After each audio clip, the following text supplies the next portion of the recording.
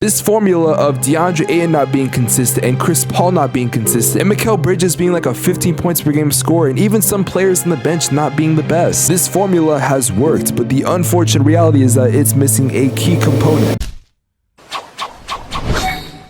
Phoenix Suns went from the first seed in the Western Conference and looking like one of the best teams in the NBA to now the 8th seed, and the team overall just doesn't look good. So what could have happened in a span of a month? Why does this team look so bad, and where is Devin Booker? And why can't management do anything right now? Well, let's talk about it. As far as the play goes, there is a very big factor, and that's obviously the Suns missing Devin Booker. On December 18th, Devin Booker injured his groin, which has been a pretty consistent problem in his NBA career.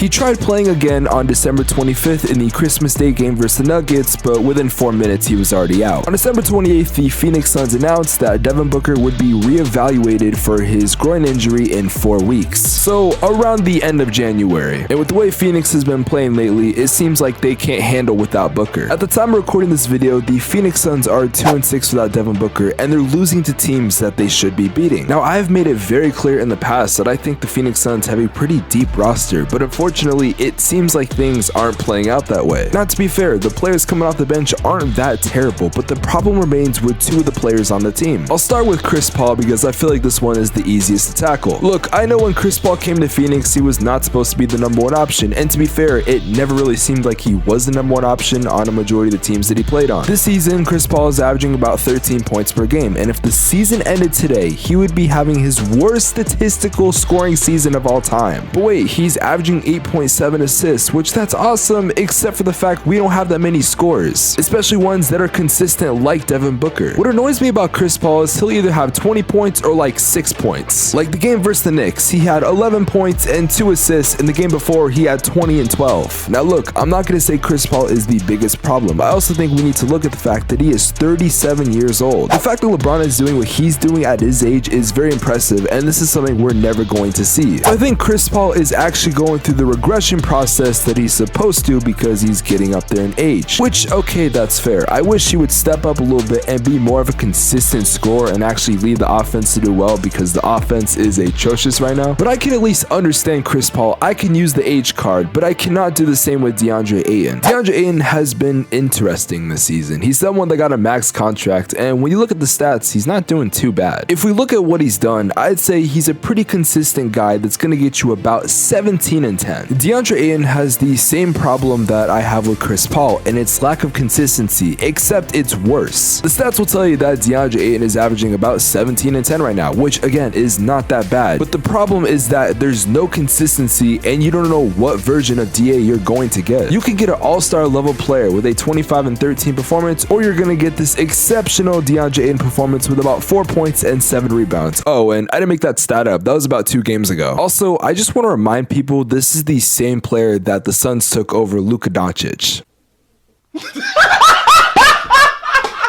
I hate it here. Again, 17 and 10 isn't bad, but I need to remind people this was a #1 pick. If he was like a mid-level pick, like maybe 15th, I'd understand. Hell, even a top 10 pick, I'd justify it, but he was the #1 pick. Also, an article came out recently about Deandre Ayton and something he said that kind of caught my eye. The article title regards to Deandre Ayton saying he's not used to the Suns having no fight in them. Well, that would explain a lot. First off, where did the fight go? One of the biggest reasons why I was so high on this team was because the fact that they were able to play good without their star players. And it's not like their whole team went out. It was just one player. Granted, it's an MVP level player in Devin Booker, but it's just one player. Yet overnight, it seems like this team went to an actual contender to a play-in team. But even Deandre Ayton, that's not even the worst thing that's going on with Phoenix right now. And sure, I could talk about Mikal Bridges because people have been talking about his lack of consistency. Even though this season he is having his best season in the NBA so far. But what's crazy about the 3 points that I've brought up so far, all of those things have worked. This formula of Deandre Ayton not being consistent and Chris Paul not being consistent and Mikal Bridges being like a 15 points per game scorer and even some players on the bench not being the best. This formula has worked, but the unfortunate reality is that it's missing a key component. But Phoenix knows that, and I think everyone else does. So what do you do when you need another asset on your team? People were really circling that December 15 date because that's when players that were signed in the offseason can now be traded. Well, that date has come and really nothing has happened. And for the longest time, people were confused. I mean, even heading into the new year, we had no idea if Phoenix was going to make a trade. Of course, there were the rumors. Some people still thought KD is going to happen, which it's definitely not. But players like Kyle Kuzma and even Eric Gordon and Kenyon Martin were brought up in trade discussions. Yet, I don't want to say it's been wiped away, but the hype is definitely starting to go down a little bit. According to some reports, the Phoenix Suns declined a trade where they would get Rui Hachimura. I'm not sure exactly what they were giving up, but I can't imagine it was anything that crazy. Now, the reason that came out why Phoenix declined it was because he wasn't going to be a starter. Then again, Jay Crowder is doing little to nothing. No, he's doing nothing right now. I know Rui's not the craziest of players, but a guy that can average you about 11 points per game wouldn't be too bad to have coming off the bench. Also, he's 24, so I only imagine he starts to develop as the years go on. There's no doubt that he would have added to the rotation of Phoenix, but a part of me understood because maybe they were trying to get Kuzma and they didn't want to have Kuzma and Rui in the same trade. I can't imagine what Washington would have asked for both of those players. I just don't think it makes sense. Which is a very understandable take, except when you find out something about the Suns that is now being brought up to light. About a day ago, a report came out that Robert Sarver has to sign off on any trade that happens. Now, some people are saying that regular trades are not affected, it's just any player that has a salary above $10.8 million,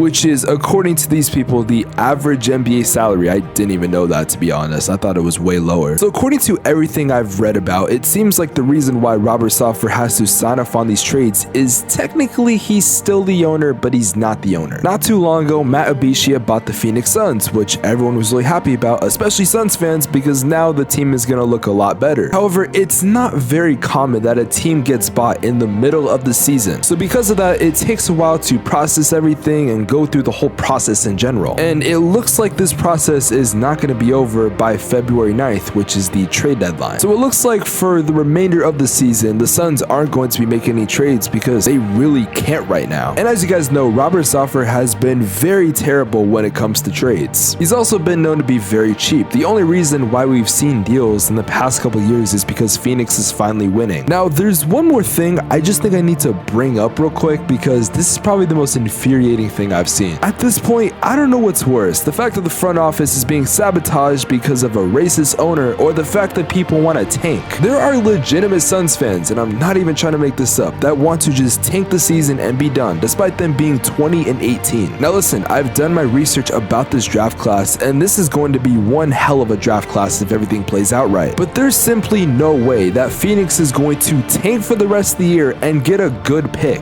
Especially when healthy, they're definitely a good team. In fact, I'd say they're still one of the best. Yet people think tanking is going to solve the problem, but it's not. The reality is that Devin Booker isn't going to be back till around the end of January, and that's at the bare minimum. In a perfect world, he comes back a little bit earlier before then, but my guess would be around February 7th to 14th, around that range. Now, as long as Phoenix can be over 500, which they're on a 3-game losing streak and they're playing the Cavs tonight, so I don't know how true that could be, they're not in the worst position. However, things don't look good right now. If I'm being real, I think the most important thing is the development of Deandre Ayton. I think he needs to start playing like a #1 option because that's what he is right now. Like, there shouldn't be people begging for a second option on this team. Motherfucker, we drafted you with the first pick, and you literally just got a bag in the offseason. So I don't know what we're looking for in a second option. I know what I would like, but I don't know why we're looking for when we have one. And if Phoenix can stay above 500 and Devin Booker comes back, I only imagine this team going on a crazy run. I think the next 5 to 10 games are going to be very telling about what's going to happen to this team because I have no idea right now. But who knows, maybe this video ages poorly and Phoenix is a good team in like 2 to 3 months. But it all starts with Deandre Ayton.